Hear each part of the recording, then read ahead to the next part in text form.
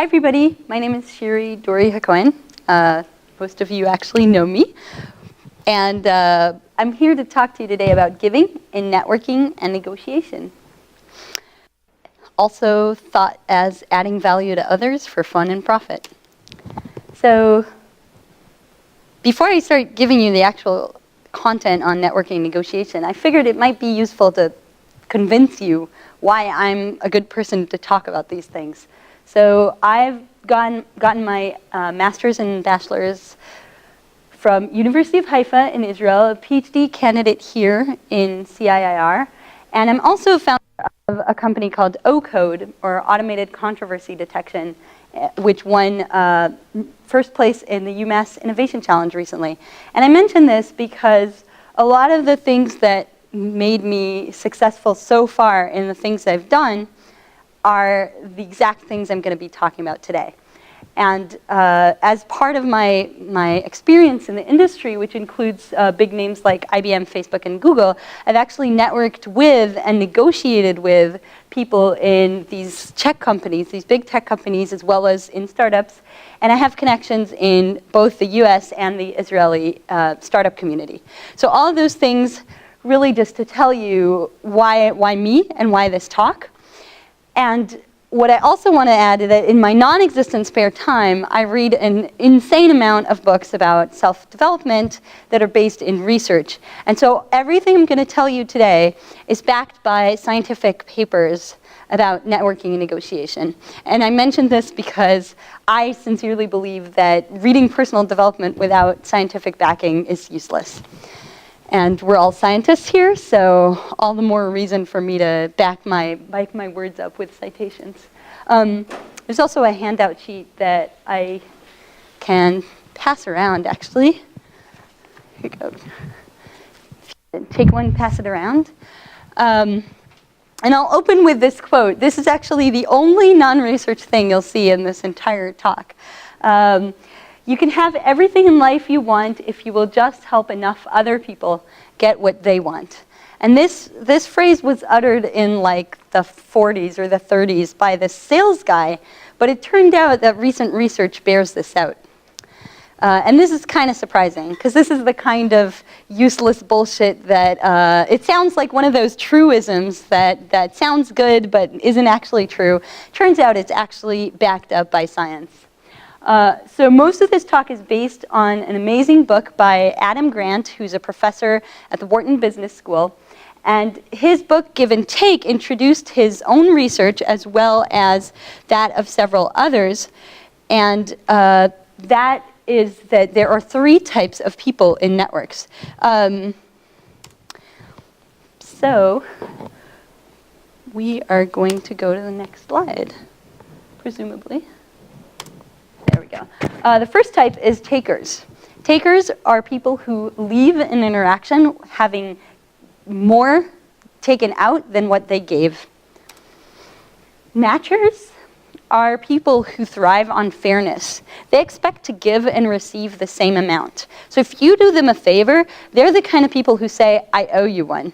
And they mean it. They will strive for reciprocity even when that doesn't make sense. And then there's givers. Givers are people who always strive to give more than they get. They try to leave the interaction having given more to the other person than what they received in return. Now, just a show of hands, or you can yell it out. Who do you think is the most successful of the three groups? Givers?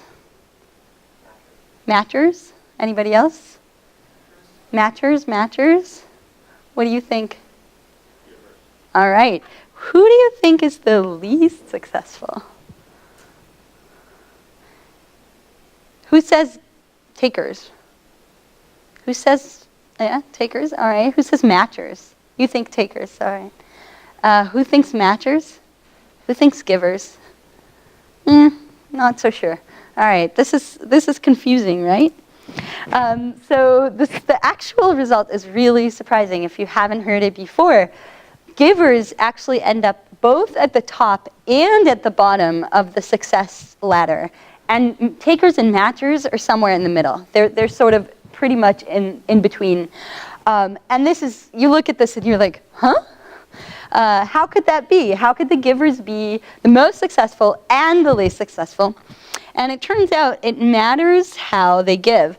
There are the uber successful givers who are, our stereotype of the philanthropist at the top of the food chain, and also the selfless, the selfless giver who ends up being a doormat. So what's the difference? What's the difference? Do you have any thoughts about that? What will make the difference between a successful giver and a non-successful giver? All right. Anybody want to try it? Just your intuition. I mean, so I guess a giver, if you can give and you can give more than you receive while still sort of giving off this feeling of like, okay, well, so I know the matchers are sort of like, give and take, but like the giver could still sort of give this with some sort of sense of, okay, well, I'll still get something out of it. Yeah, so that's a great thought, and let's talk about it. The answer turns out to be pretty simple, and it's the difference between selfless givers. You can envision this as, the ultimate doormat. Anything you ask of them, they will give you. They'll never say no to any request. They always feel like they have to give. They're essentially just giving without any expectation in return, and they are the ones who are at the bottom. And the reason is twofold. First, because they burn out. They're always giving, and they're never protecting their own interests, and that's really the biggest reason. There's a little bit more to that, so I'll talk about that in a second. But they end up at the bottom.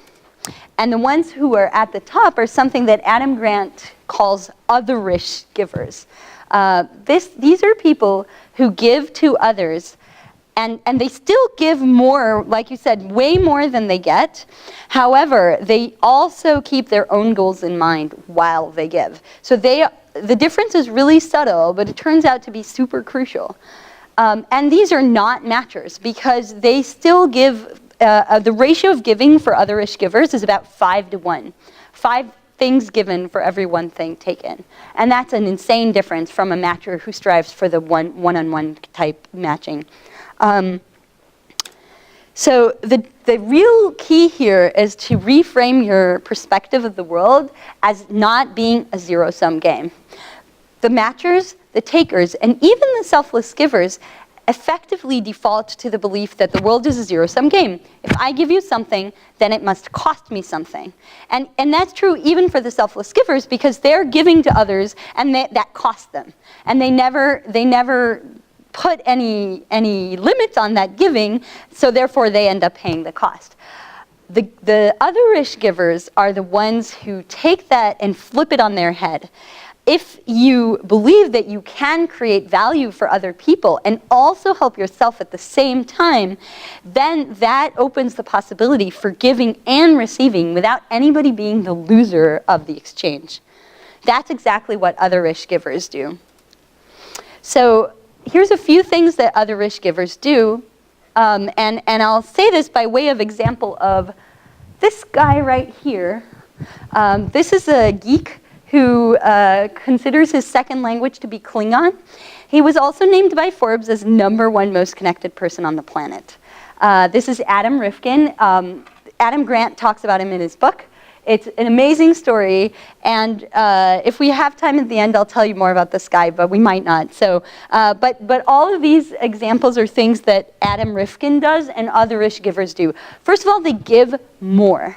And partly because they don't burn out, they actually can sustain their giving over longer periods of time.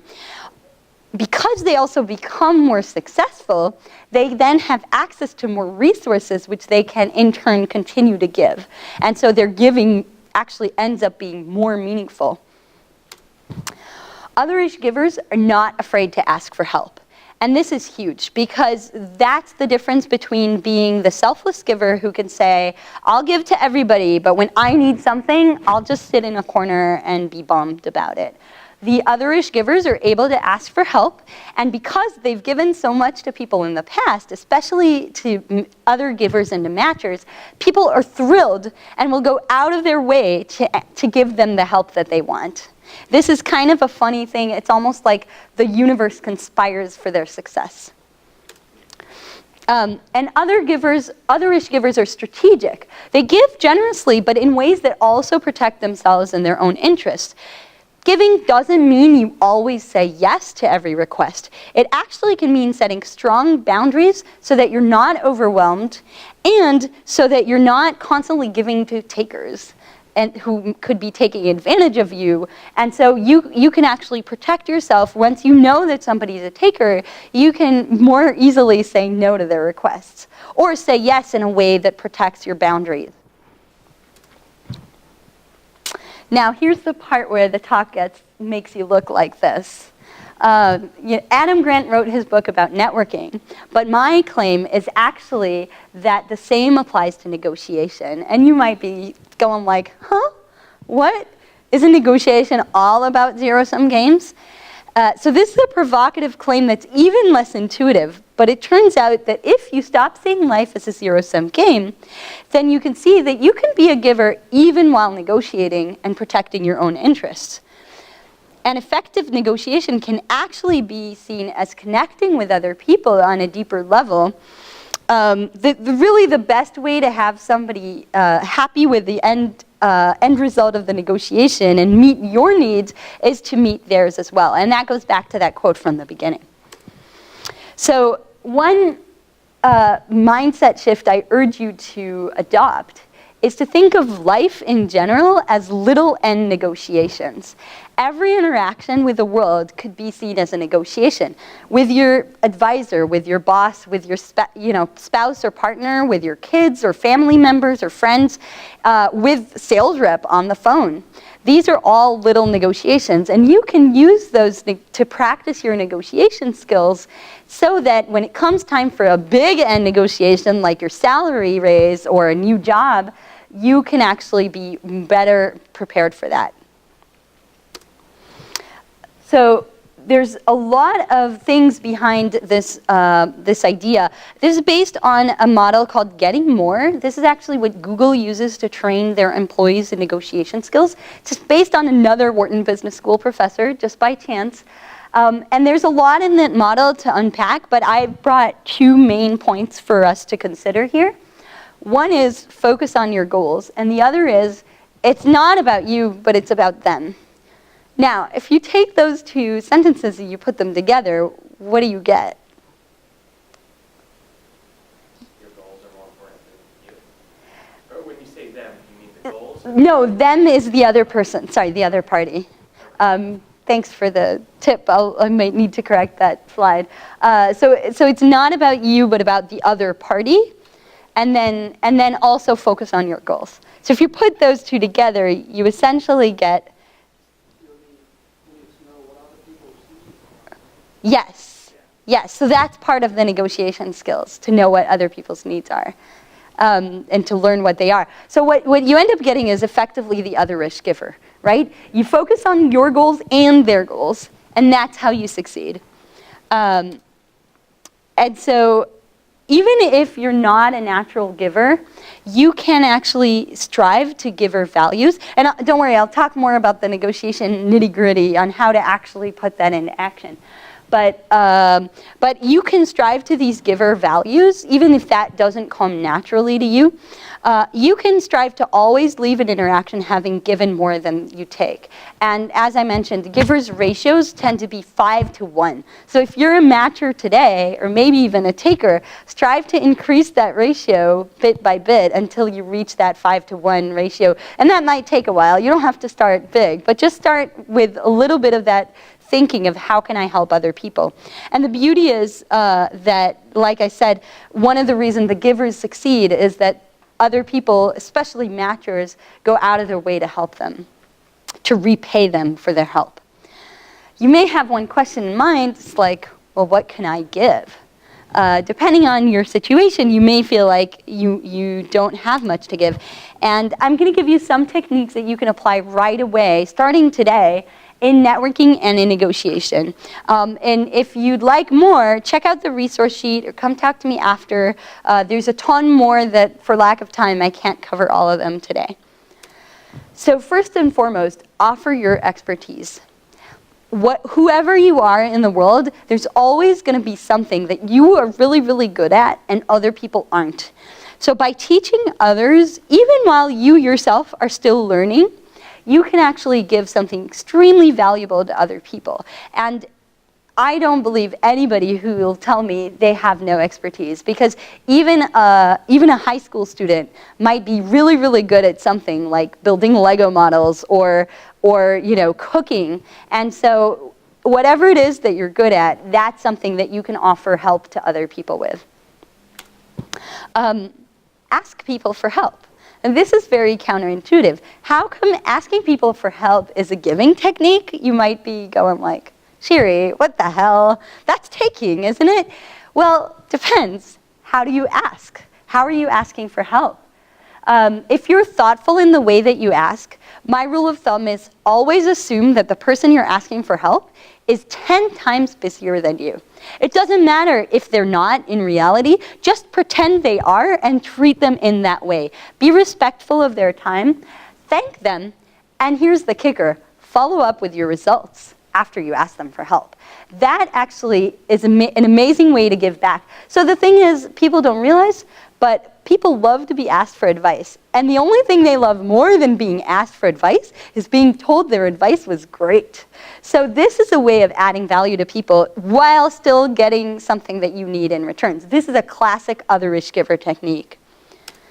Ask good questions. If you're in a talk, jot down some thoughts that you have during the talk, and then come to the speaker later, either at the end of the talk or come to the stage when they're done. Unless your speaker is some kind of Hollywood rock star or computer science rock star, almost everybody loves to be asked. Again, same idea. That's a way of adding value. Your good question might spark a thought for the speaker that they've never considered before.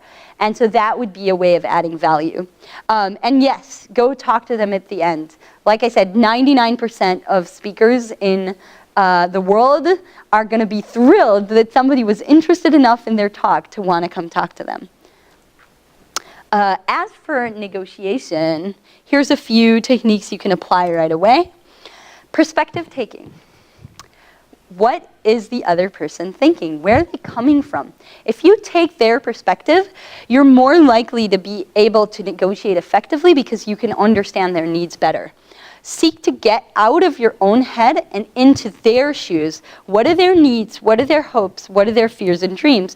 You want to deeply understand them and find out what they truly care about, which in turn will allow you to get more with less. This is a line I really like from Stephen Covey, who's a self-help guy. It's seek first to understand, then to be understood. If we only used the first line of the two, that would be the selfless giver. Seek first to understand, your own needs don't matter. But that's not what this says. It says both of your needs matter, but focus on theirs first. So the beauty of this is that often we think we know what the other party is thinking, but we don't actually understand. So by asking questions and trying to understand deeply where they're coming from and what they're trying to accomplish, we can then take that and bring a deeper understanding while also explaining our own needs. And people want to be heard, and they want to be understood. This is a deep sort of psychological need. So you'll always win by trying to understand. Just make sure not to skip the second half. This is absolutely, hands down, my favorite negotiation technique in the world. Trade items of unequal value. So at Google, they tell this story when you're training for the Getting More technique. One of their employees was negotiating against a fiber optic cable company. And they used the techniques from Getting More to deeply understand what the needs of the fiber optic suppliers were. And it turned out this company was really, just starting out and trying to drum up new business. And so Google said, hey, what if we gave you guys a letter of recommendation saying we're working with you and that we, endorse you as a supplier? And they were like, oh, you could do that? And so they negotiated a 99% discount. 99% saving. They basically got a $6 million worth of fiber optic cable for $6,000. I am not kidding you. And this was because the Google employee took the time to find out what the suppliers' needs really were. Now, what's the cost of this letter to Google? Maybe like $5 of the employee's time to write the letter out, right? What's the benefit to the company? Immeasurable, right? The supplier, obviously that letter is worth more to them than $94,000, right? Because otherwise they wouldn't be giving that discount. So everybody wins. That's the power of items of unequal value. So this talk is sponsored by CS Women, and I'm actually going to give it in Grace Hopper's celebration in a week, so that's going to be really exciting. So I am going to talk a little bit about women in networking negotiation. Don't worry, guys, I have a slide for you too. So why talk about women separately than men? It's funny that all of you in the audience right now are guys. It's a little typical of our industry, and in fact, that's actually exactly why. So we're in tech, right? We're a field where female participation is the lowest of all STEM fields. And even across disciplines, we know that women don't reach as high positions in management as men do. Right? And there's a lot of reasons for that, and they're much more than I could possibly unpack in a 30-minute talk, let alone the last 5 minutes of a 30-minute talk. Nonetheless, there are a few things I'm going to share with you, and here's the bad news. The wage gap. The gender wage gap is real. In any number of studies, people have tried to make it go away by doing all sorts of statistical games. However you adjust for it, it's still there. It's estimated to be worth approximately $500,000 over the lifetime of a professional. And that's true even in tech. A lot of people say, oh, well, tech doesn't have the same gender gap as other fields do. Turns out they do. A recent study from Glassdoor estimates that the gender gap for programming roles is at 28%. That means a woman is making 72 cents for every dollar that a man makes for the same role. And that's, if you're like me, whatever your gender, that's disturbing. In one particular study, even 1 year out of college, men and women already had a 7% wage gap. And that beginning gap was able to account for a lot of the, so a 7% wage gap at 1 year out doesn't feel like much, but when you compound all the future raisers, that's where the $500,000 ends up coming from later, because every raise is going to be based off your current salary, and your ability to negotiate for future jobs is also based on your existing salary. So that first 7% is really important. And this was for equally qualified candidates in the same roles.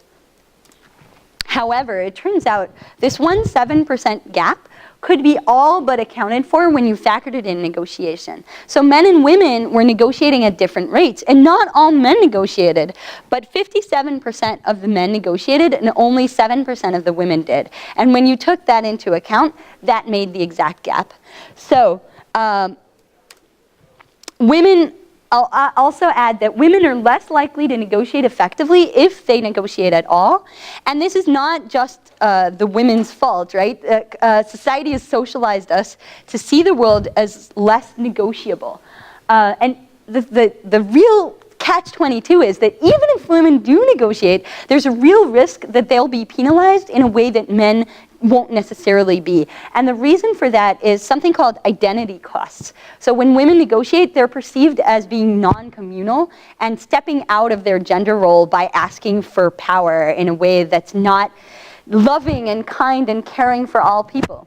And so, ironically, women will often fear negotiating for themselves, even as they effectively negotiate when advocating on others' behalf. And that actually makes sense because at that point, they're not breaking the social norms around communality.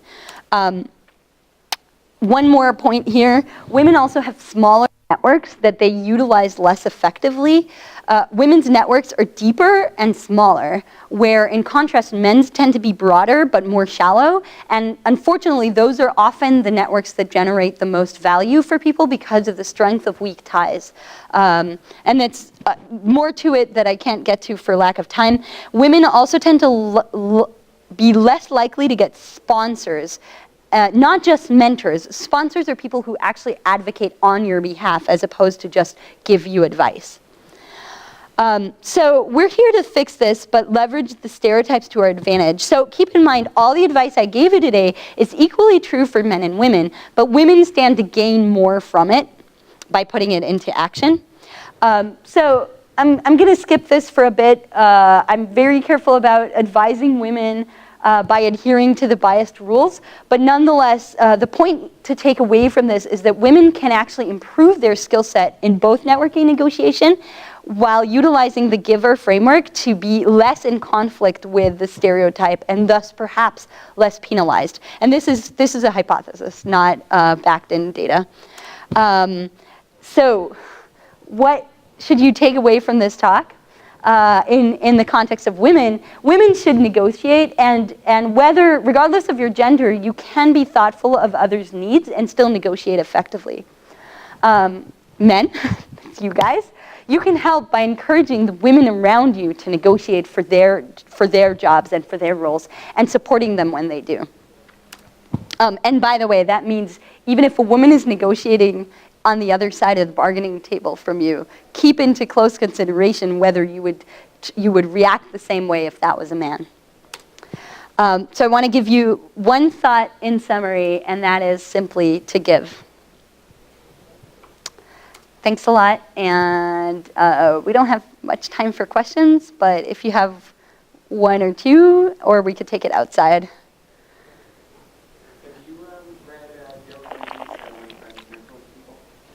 What's that? Have you read Dale Carnegie's How to Win Friends? Yes, absolutely. Okay. Yeah, I just started reading that. A lot of overlap. Yeah. If you want, I'm happy to chat more about that with you offline. All right, I think we better leave before we get kicked out. So thanks so much for coming.